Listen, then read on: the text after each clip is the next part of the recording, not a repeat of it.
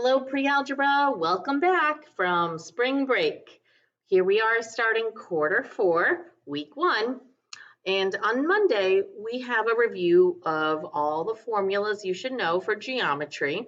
Make sure that you print out the attached parts in your notes and follow along in the video to get the extra formulas we have placed at the bottom.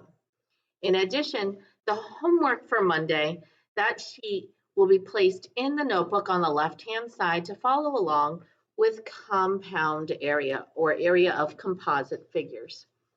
We're going to move on the rest of the week with volume of cylinders, cones, and spheres, with a review on Friday.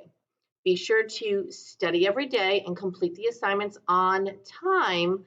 The quiz is already 1 week from Monday, next Monday, the 29th. So ask questions daily, do the work daily on time, and study every day. Have a great week.